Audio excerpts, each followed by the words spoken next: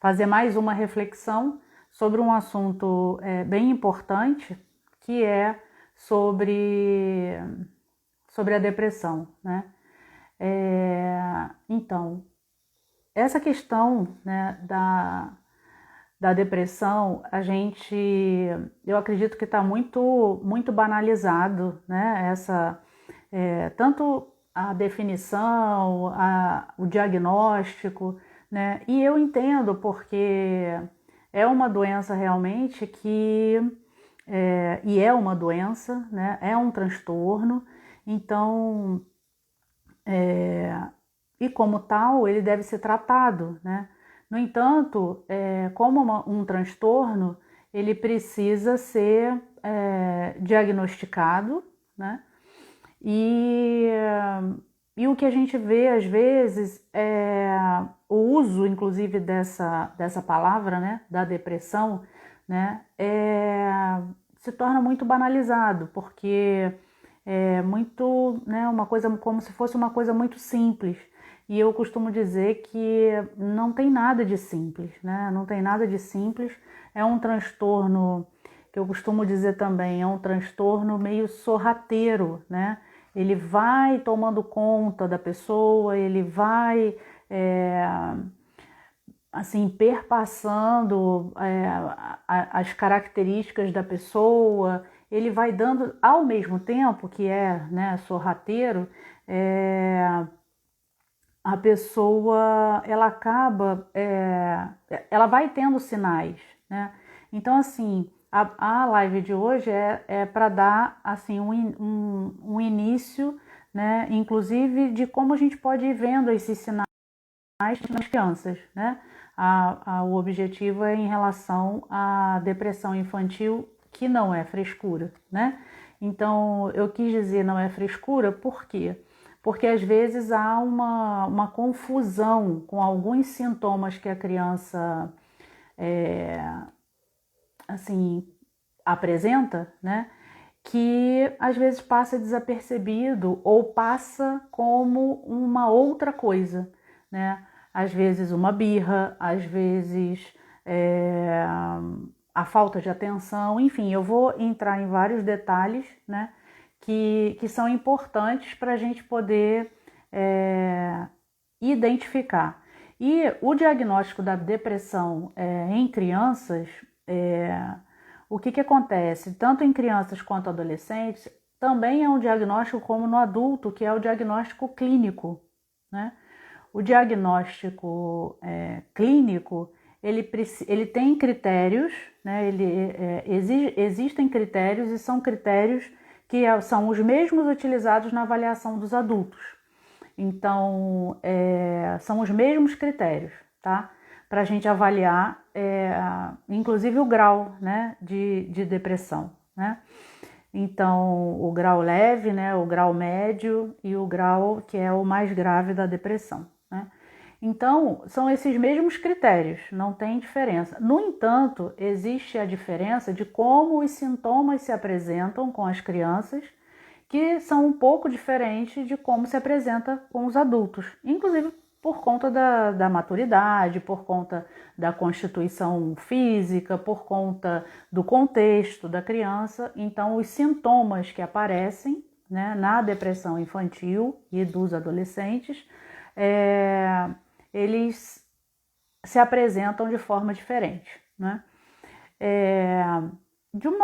Para que a gente consiga fazer de uma forma assim, mais didática, né, em relação a essa sintomatologia depressiva, né, os sintomas da depressão, eu dividi assim, em 3 faixas etárias para a gente poder entender como que se manifesta, né?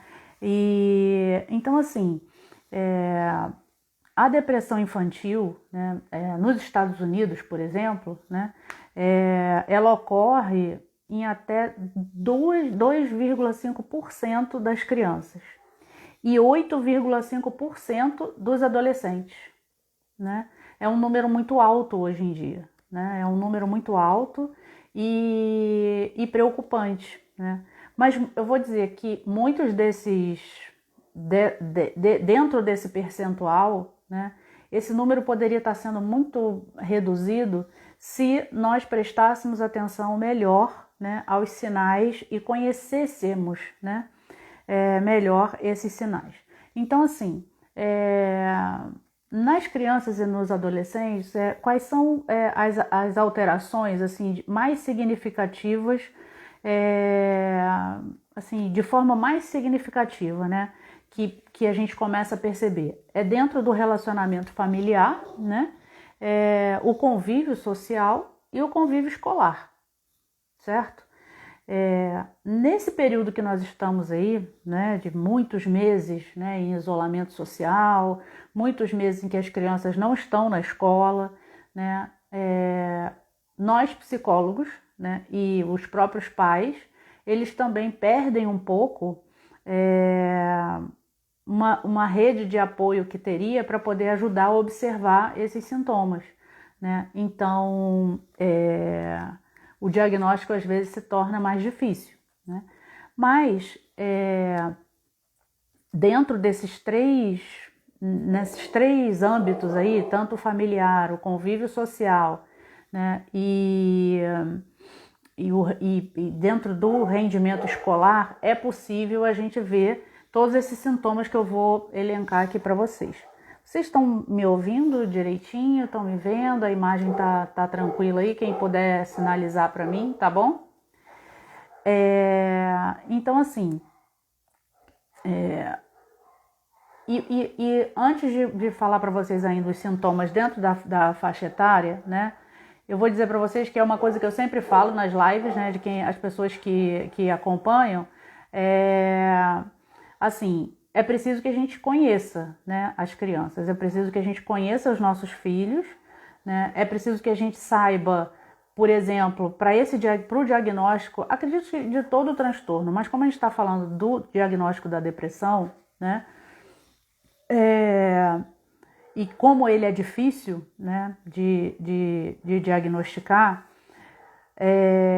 o que acontece nesse diagnóstico? A gente precisa conhecer as nossas crianças, por quê? Porque o ponto principal é na mudança dos hábitos, mudança do hábito, mudança do comportamento, né? A forma como essas pessoas se comportam e como elas passam, a forma normal como ela se comporta, as atividades normais como que ela gosta de realizar. Então, assim, todas as atividades normais do seu filho, da sua filha, né, estão sendo realizadas, né? Elas estão sendo normalmente realizadas. Quando há uma modificação nessas atividades, ou seja, coisas que ela gostava e não, né, passa a não fazer, então aí a gente pode, como profissional, como psicólogo, perguntar, mas olha só, essa atividade é uma atividade que ela gostava de fazer? E às vezes os pais não têm esse conhecimento, né? E por isso se torna difícil, porque dentro do diagnóstico da depressão, o básico, né, assim, o básico que a gente precisa saber é quais são os hábitos normais daquela criança.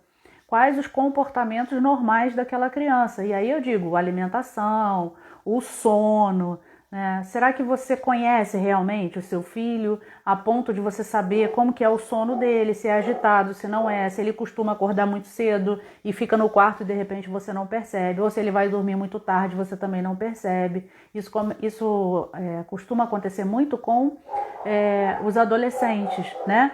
Você vai perdendo esse momento, né? As crianças vão crescendo e você vai perdendo essa identificação e esse vínculo com as crianças. Então, às vezes nós, como psicólogos, nós perguntamos, mas tá bom, ele tem esse hábito de estar fazendo isso e parou de fazer? Né? Ele tem o hábito de dormir muito tarde ou de acordar muito cedo e mudou isso, né? O sono dele é muito agitado, né? E às vezes a gente, né? Porque essas peculiaridades elas precisam ser percebidas dentro do diagnóstico da depressão. Então, por isso, às vezes, a depressão ela é muito difícil de diagnosticar. Primeiro porque ela é só clínica, né? É pela observação, observação do psicólogo, observação dos pais, né? Às vezes, quando há necessidade de alguma medicação, observação do psiquiatra, mas quando vem para que possamos diagnosticar, precisa da observação. Eu preciso escutar os pais, eu preciso escutar o cuidador, a cuidadora que está com ele, né? Então, eu preciso que a pessoa que esteja me dando essas informações, ela realmente conheça aquela pessoa, aquela criança ou aquele adolescente. Então, e cada idade ela tem uma peculiaridade, né? Então vocês vão ver que, por exemplo, na faixa etária, vocês sabem que na faixa etária de 2 anos a 6 anos você já consegue detectar, né? Se há pelo menos uma tendência, né, nessa depressão com 2 anos de idade. Muitos estudos já provam isso, né? E aí você, né, como é que você vai saber se você, por exemplo, né, existe em você alguma necessidade em que essa criança não fique tanto tempo com você, né? Eu vou precisar ouvir quem cuida dessa criança, né? Então, assim, uma das características entre 2 e 6 anos, muito importante, é o choro frequente. É claro que sempre no diagnóstico a gente tem que eliminar algumas coisas, né? As probabilidades, né, de ter alguma indicação biológica, alguma doença realmente, alguma dor física, né, para que esse choro frequente comece a acontecer. Mas assim, ele sempre aconteceu desde que nasceu, sempre foi assim, né? Deve ser investigado também, mas não indica talvez a depressão. Mas a criança, de repente, entre 2 a 6 anos de idade, que começa com um choro frequente, choro, por tudo, né? E então, assim, isso precisa ser observado, né? Isso precisa ser, pelo menos, chamar a atenção. Não tem alguma coisa de errado. Houve uma mudança de comportamento. Não existia esse choro frequente e agora está se repetindo. Então, é essa avaliação que a gente precisa fazer, né?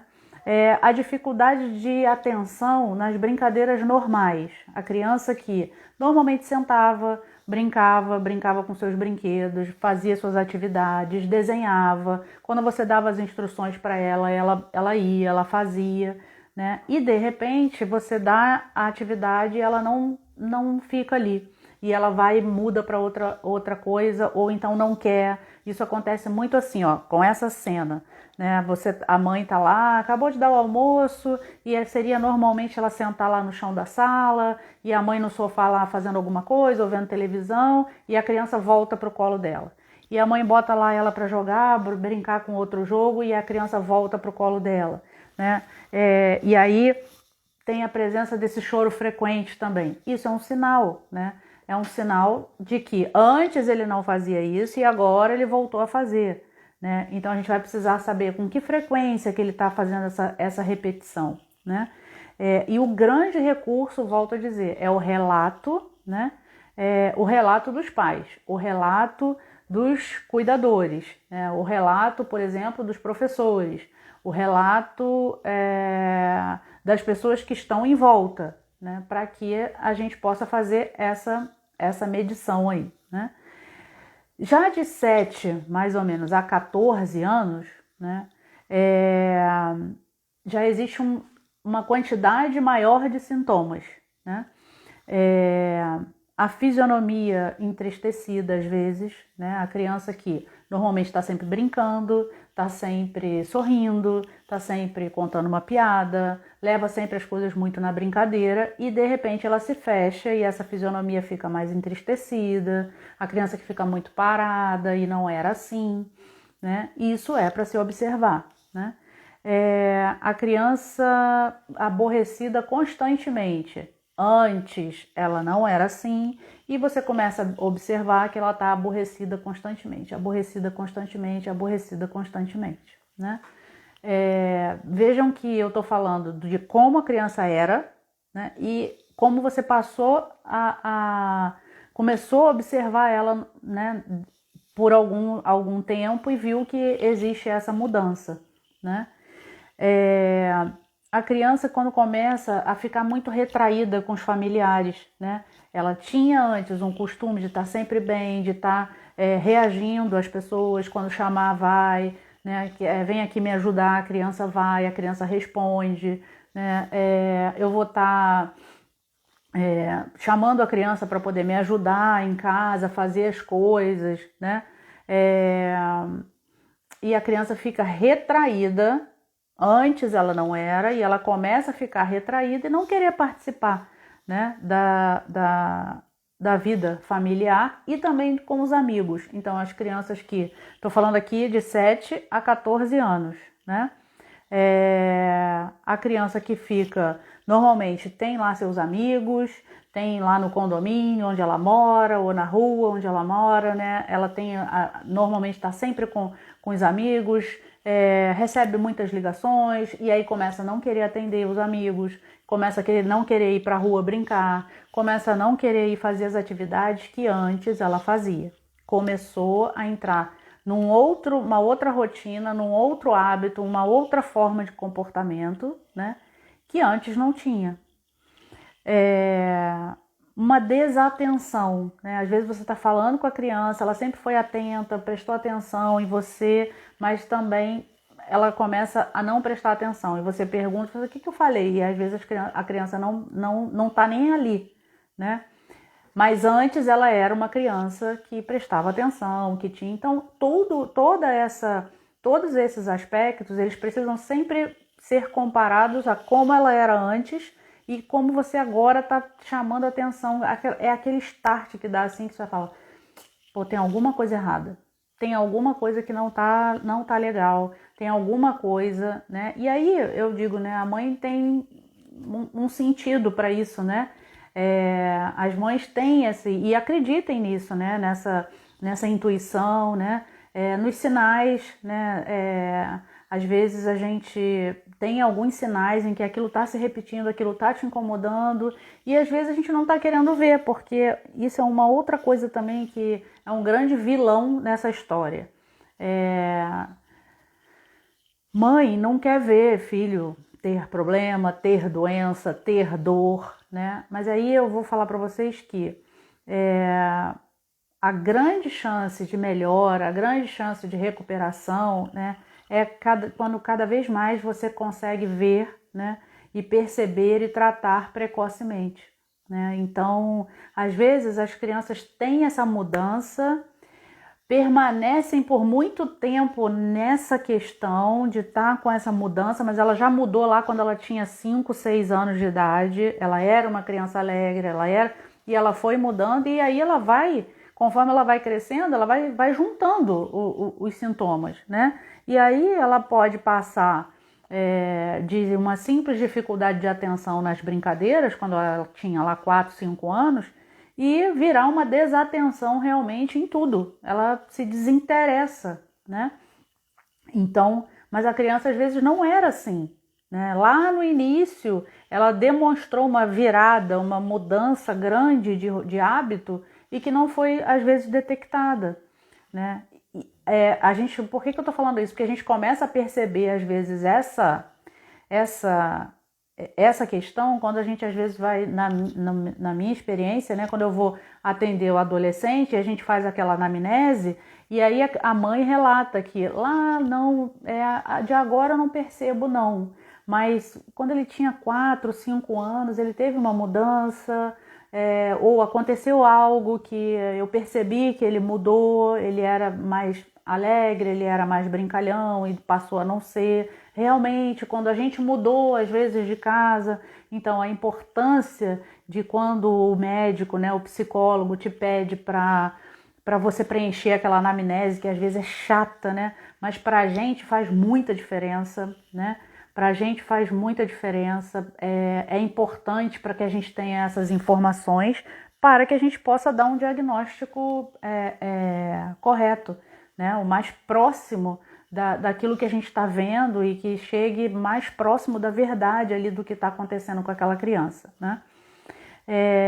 Então, assim, eu falei, né, da fisionomia entristecida, o aborrecimento constante, o retraimento com familiares e amigos, quando antes não era assim, a desatenção, a dificuldade de dar conta dos trabalhos escolares, né? E é claro que aqui nenhum desses sintomas ele vai se apresentar sozinho, né? Sozinho, a não ser aquele primeiro lá que eu falei, entre 2 a 6 anos, o choro frequente, né? Quanto menor a criança, o choro é um sinal muito forte, né? A dificuldade, né, de 7 a 14 anos, a dificuldade de dar conta dos trabalhos escolares, né?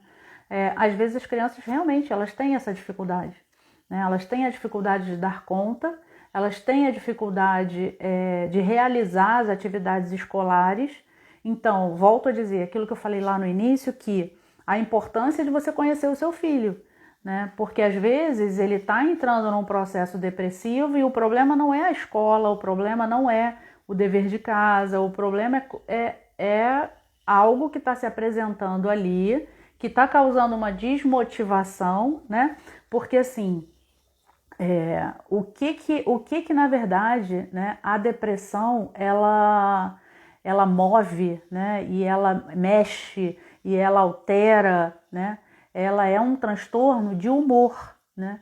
Então, ela altera a tua motivação para as coisas, né? Ela diminui ou às vezes tira totalmente a tua motivação para as coisas.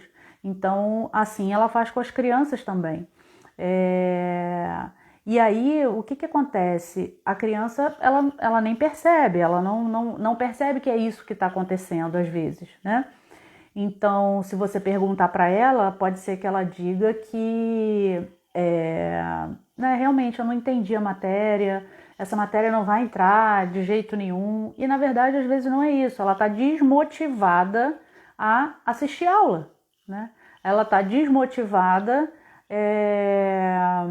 a estar ali ouvindo aquela disciplina, enfim. Então, assim, a depressão, ela altera, né, no teu humor. Então, ela vai mexer no humor. E o humor, ele determina, né, a nossa motivação. E é muito simples, né? Às vezes a gente fala assim, não, tô mal-humorado, né? O que significa isso? Na verdade, você está mal-humorado, você não está com seu humor, né, naquela tranquilidade, naquele equilíbrio que normalmente você estaria. Então, a disfunção, né, do humor, né, você experimenta sentimentos de tristeza e infelicidade, por exemplo, constante, né? Amanhã eu vou estar falando um pouco mais a fundo de cada tipo, né? De como assim, a probabilidade do diagnóstico de depressão de cada característica dessa, exatamente como ela se manifesta, assim. Por exemplo, quando você tem a disfunção, existe um grupo de características, né, que indicam diretamente que há uma disfunção no humor. Uma delas é essa, por exemplo, né, pode ser com você, porque não quer dizer que ela se manifeste também igual para todo mundo, né? Esse é mais um vilão do diagnóstico, da dificuldade do diagnóstico, né? Por exemplo, experimentar o que eu falei, assim, o sentimento de tristeza, o sentimento de infelicidade constante, né? Você começa a acordar assim, você vai dormir assim, você passa o dia assim, e antes você não era, né? Então, essas marcas de insatisfação, de infelicidade, né? Elas são um transtorno do humor, né?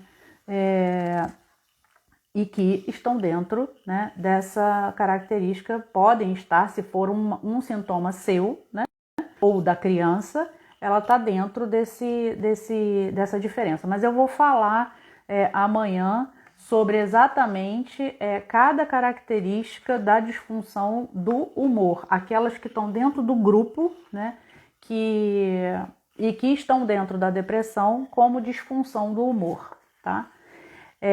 Mas o que eu queria falar é que para vocês terem guardarem essa ideia que existe a disfunção dentro da depressão, a depressão é caracterizada pelo transtorno do humor, né? Então, ela mexe, né, com essas questões que eu falei aqui, dos sintomas de 7 a 14 anos, né? E que é uma coisa que tem acontecido muito hoje em dia, que é a dificuldade de dar conta dos trabalhos escolares.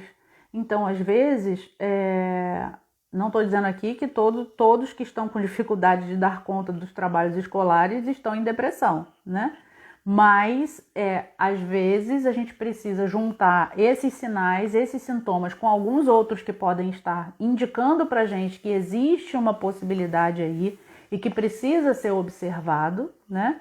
E que, às vezes, é preciso você entrar em contato, às vezes, com um psicólogo e conversar sobre isso. Olha, está acontecendo isso, antes não estava, né? Até para que se descarte a possibilidade de ser uma depressão, né? Então, o que eu estava falando é que, às vezes, as crianças têm dificuldade, estão com dificuldade de prestar atenção na matéria, estão desatentas, estão com o humor irritado, estão com essa dificuldade de retraimento com a família e tal, e junto essa dificuldade de realizar as atividades da escola, né? Mas, na verdade, não existe uma disfunção, por exemplo, cognitiva, que é o que eu vou falar amanhã também. A disfunção cognitiva, ela não existe. Existe, talvez, a disfunção do humor. Então, a disfunção do humor, que está dentro da depressão, faz com que ela apresente uma dificuldade de aprendizado, por exemplo. Mas não porque ela tem uma disfunção cognitiva, mas sim porque ela tem uma disfunção de humor. Ela não tem aquela motivação para poder estar ali prestando atenção na aula ou realizando o trabalho de escola, né? Então, por isso que é importante, né, a gente detectar isso. E amanhã eu tive uma ideia aqui, eu vou colocar, na verdade, são 4 grupos, né, em que essas disfunções podem acontecer. Então, as disfunções de humor, né? As disfunções cognitivas, as disfunções de comportamento e as disfunções físicas, né? Que são os sintomas físicos. Então, eu vou elencar até de uma forma que depois você mesmo possa fazer uma avaliação. Ou sua, né? Como eu falei, os sintomas, o diagnóstico é feito tanto da criança como do adulto pelos mesmos critérios. No entanto, os sintomas se apresentam, podem vir a se apresentar diferentes, né? O desencorajamento e a insegurança para as atividades sociais, né? Sabe aquela criança que você fala, não, vamos brincar lá, vamos nadar, e chega na praia, vamos embora, vamos nadar até não sei aonde, vamos correr, vamos brincar, vamos jogar bola, e aquela criança começa a se desencorajar, né? E demonstrar para você que, nossa, né, o que está acontecendo com fulano? Ele sempre brincou, ele sempre se arriscou e agora não quer mais, né? Então, sempre essa avaliação de como era antes e como está se manifestando agora, como ele está se comportando agora, né?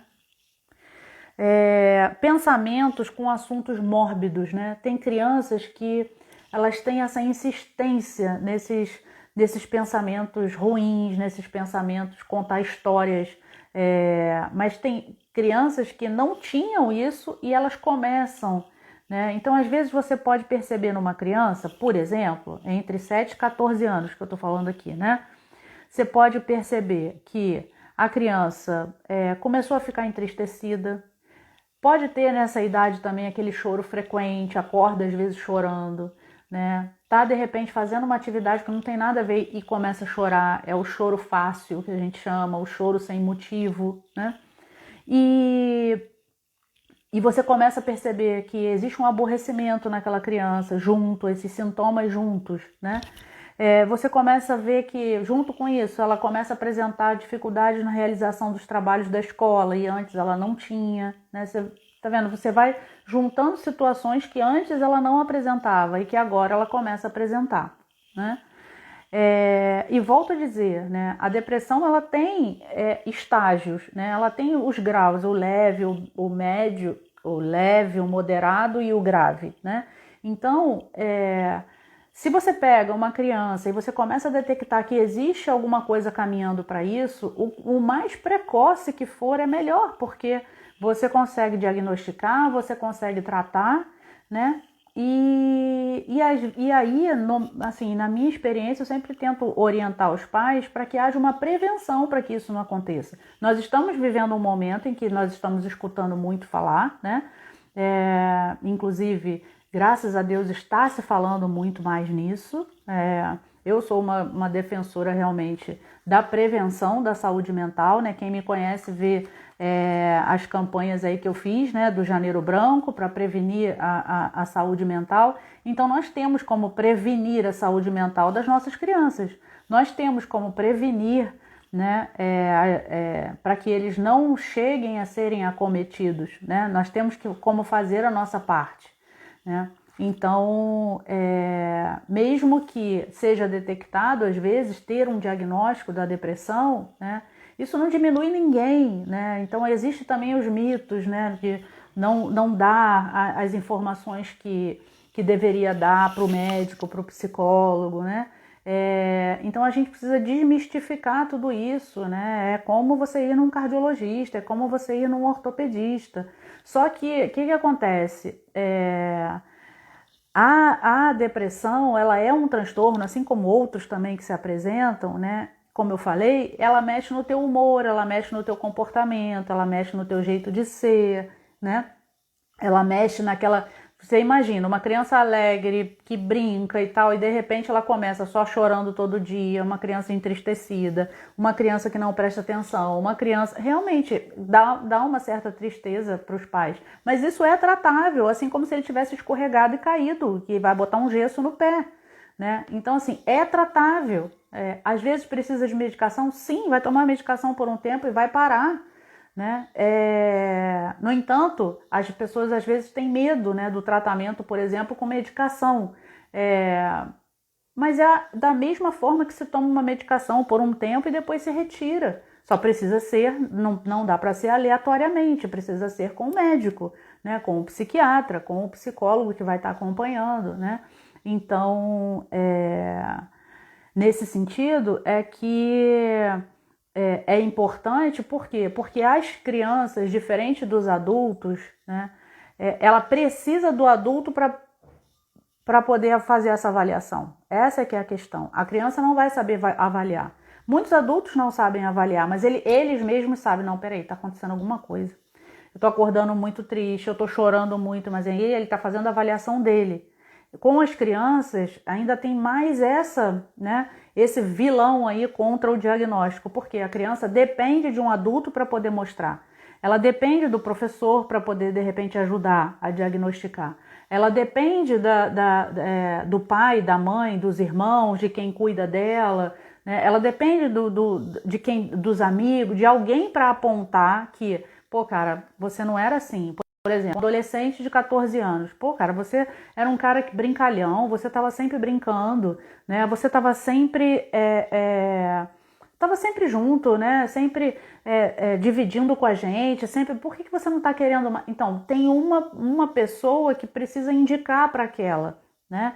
Então, as crianças e os adolescentes não digo que às vezes ele pode apontar alguma coisa, né? Ele pode dizer, pô, mãe, tô me sentindo esquisita, tô chorando demais. E hoje eles têm muito recurso para até entender, né, como que se manifesta a depressão. A internet está aí, os adolescentes que utilizam mais até para pesquisa mesmo, mas as crianças dependem do adulto para poder apontar, né?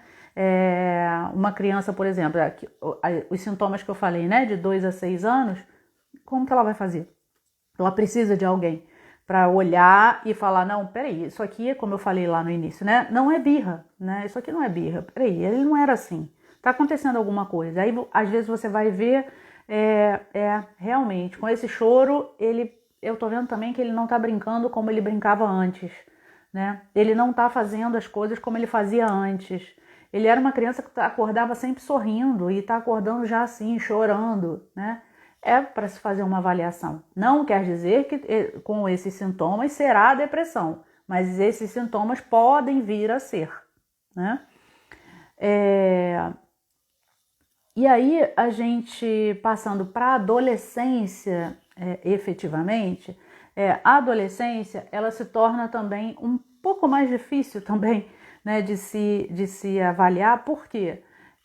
Porque a adolescência, ela carrega uma característica, né, os adolescentes carregam uma característica própria, que é a alteração hormonal e que, consequentemente, altera o humor, né? Mexe com a forma de se comportar. Às vezes a criança ela é mais aberta, mais extrovertida, ela começa a se fechar mais no mundo dela, e isso às vezes não é uma característica de depressão. Mas você precisa ir observando outras coisas junto com essas mudanças. O cansaço que não existia e passa a existir, o abandono das atividades preferidas. Então, a criança gostava de ir à praia, não quer mais ir à praia. A criança gostava de sair, o adolescente, né? Gostava de sair com os amigos, passou a não querer mais sair com os amigos. A criança gostava de ler livros, larga para lá, não tem mais essa motivação. Começa a apresentar um isolamento dessas amizades que ela tinha, né? Começa a não atender mais as ligações dos amigos. Gostava de estar sentada na mesa, almoçar, jantar, conversar com os pais, perguntar como é que estava, uma criança ativa, e de repente ela começa a se fechar e não ter mais essa abertura, né? Vejam que eu estou falando sempre o que era antes e o que ela passou a ser, né? Passou a se apresentar. Junto com isso, uma queda do rendimento escolar, né? Sempre prestando atenção naquela observação que eu fiz, né? A depressão, ela é um transtorno do humor, né? Então ela te desmotiva a fazer as coisas, ela te tira a vontade de fazer as coisas.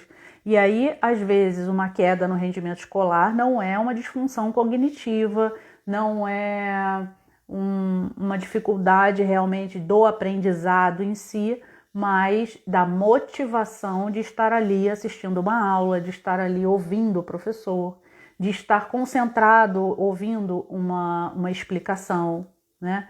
Não quer dizer que a pessoa, por exemplo, não consegue aprender, né? Essa é a diferença.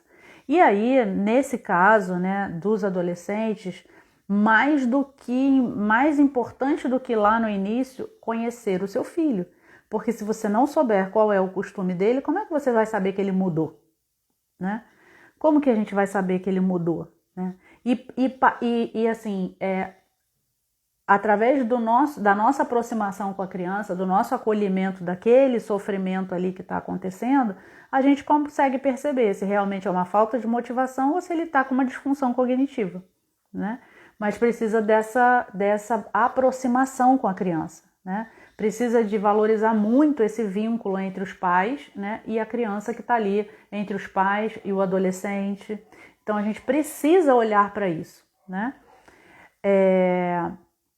E aí, por que eu estou frisando isso, né? Porque a gente está falando da depressão infantil, né? O título que eu coloquei, né? A depressão infantil que não é frescura. Por quê? Porque a depressão infantil, ela precisa do adulto para poder apontar, né? Eu preciso de um adulto para ajudar nesse diagnóstico. Eu, psicólogo, por exemplo, quando sou solicitada a fazer uma avaliação, né? Eu preciso, quando eu coloco... quando eu vou atender essa criança, eu preciso preencher uma anamnese, eu preciso obter informações com essa precisão, né? Ou pelo menos o mais próximo dessa precisão, de que como essa criança era antes e como ela começou a apresentar alguns sintomas, né? Existiu uma diferença de comportamento, e aí eu preciso de quem? De quem está em volta, eu preciso dessa rede de apoio. Então, por exemplo, nos meus atendimentos clínicos, eu falo com a criança, eu atendo a criança, eu atendo os pais, às vezes consulto o irmão, a irmã, o professor, né? Hoje nós estamos com um pouco deficiente com essa rede de apoio para a gente como psicólogo, porque as aulas online, né? Então é difícil às vezes de perceber, mas mesmo assim não é, né? Eu tenho experiências em que o professor já me disse, não, é uma criança que antes entrava na aula online estava lá sempre com a câmera aberta, participava das aulas e agora não está participando mais. Opa, isso se junta a algum sintoma que a mãe relatou. Olha, eu estou percebendo que ele está acordando chorando demais, está dormindo chorando, não está querendo falar com os amigos. Eu já juntei 3 sintomas aqui com pessoas diferentes, né? Então, por isso é necessário essa rede, a gente consultar essa rede, né? Para que a gente faça uma avaliação precisa, uma avaliação, um diagnóstico e um tratamento quanto mais precoce for possível, né? Para que essa criança volte, e é possível, e ela vai voltar à sua vida normal, né? Com essa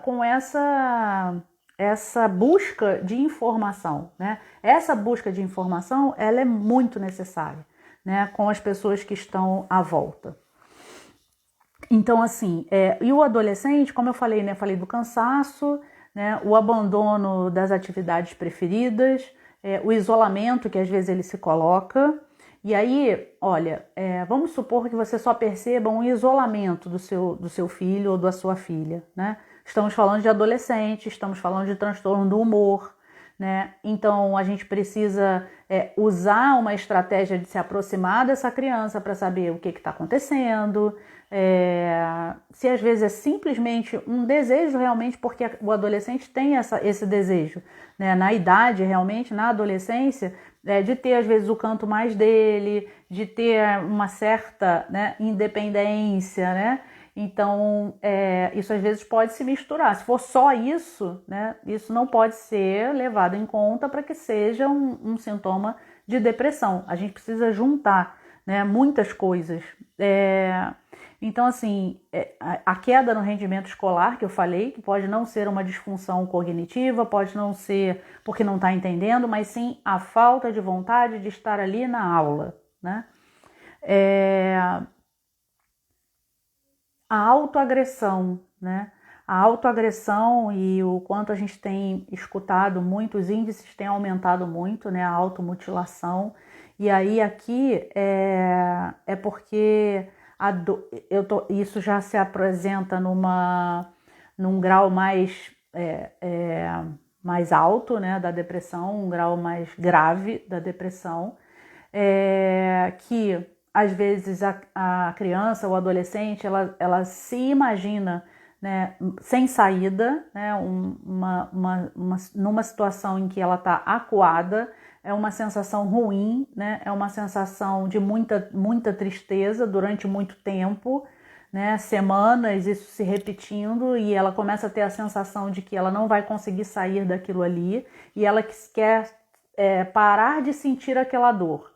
E ela acha que a autoagressão, a agressão a ela, a mutilação, a dor, né? Ela precisa sentir uma outra dor para fazer ela ficar livre daquela dor da depressão, né? É muito forte isso, mas isso é a verdade, né?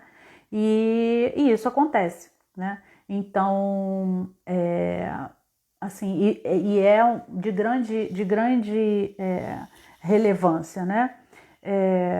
E assim, esse sentimento, né? Esse sentimento de desesperança que vem, porque é um sentimento de desesperança, né? Não vou conseguir, eu não vou conseguir prestar atenção. Aí começa a virar, na verdade, isso vai aumentando. Por isso que é bom a gente detectar isso logo no início, porque isso vai aumentando, porque a depressão, ela te deixa acuada, né? Então, ela passa para você a falsa impressão, você começa a ter a falsa impressão, ou seja, um pensamento distorcido de que não tem mais jeito, você não vai conseguir assistir a aula, você não vai conseguir parar de chorar, você não vai conseguir se relacionar de novo com seus amigos, né? Você começa a fazer, vai se tornando uma bola de neve, né? Essa questão da automutilação, né? Que é o se cortar, né? Para causar uma dor física, né? Para que a dor na alma, né? A dor da depressão, ela passe. Então, isso é a automutilação, né? Diferente dos pensamentos de morte que podem vir, né, para querer se ver livre do problema, para querer se ver livre da dor, para querer se ver livre. Imagine uma criança que está em depressão o ano inteiro e se dando mal na escola e que não houve ninguém que pudesse detectar que é isso, né? Ela realmente, ela chega no final do ano e vem a cobrança, vai passar de ano, vai passar, não vai passar, vai passar, não vai passar, e a criança quer se ver livre daquilo ali, né? Então, muito a depressão, por isso vocês escutam falar que a depressão é um dos grandes motivos, né? Se não é um dos maiores, né? De suicídio, né? Então, é um sofrimento muito grande, né? Acho que a gente já está precisando encerrar aqui, né? É um sofrimento muito grande, e mais, é importante que seja tratado, por quê? Porque quem está à volta também sofre. Porque imagina, se é difícil você diagnosticar, se é difícil você perceber, é possível que você esteja vivendo com uma criança em depressão e você nem sabe.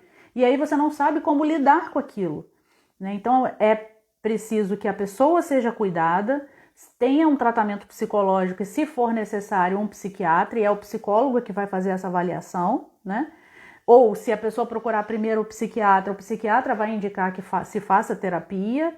Por quê? Porque o processo de depressão, né?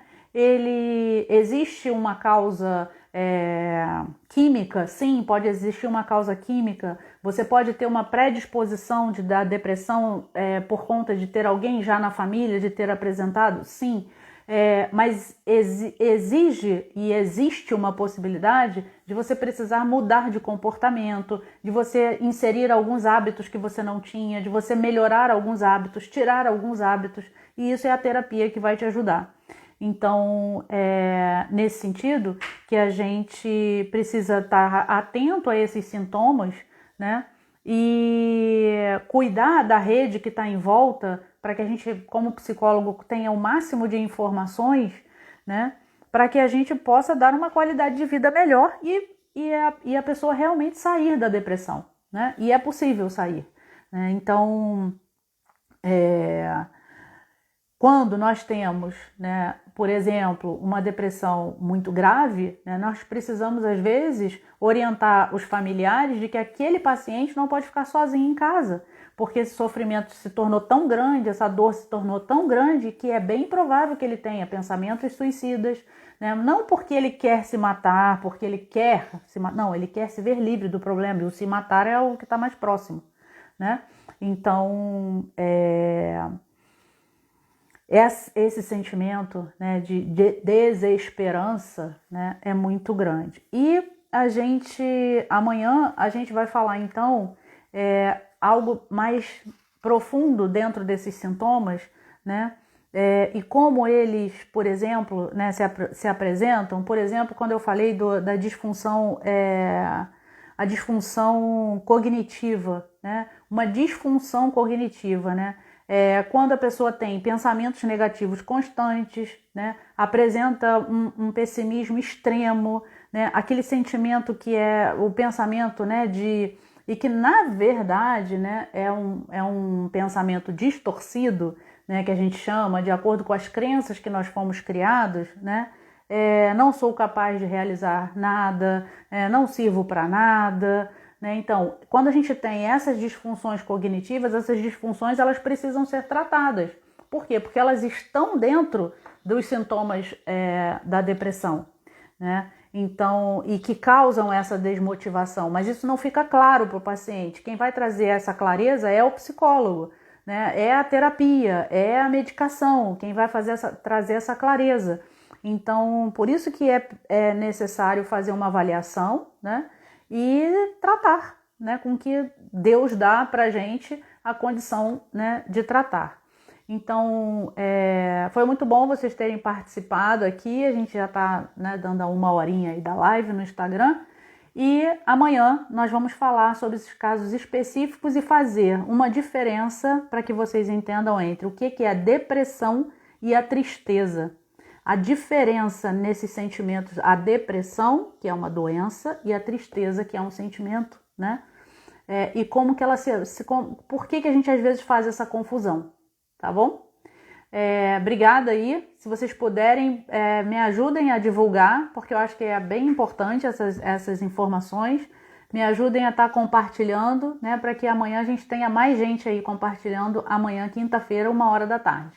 Tá bom? Fiquem com Deus, tenham uma boa tarde, uma outra parte do dia aí bem proveitosa para vocês. Fiquem com Deus.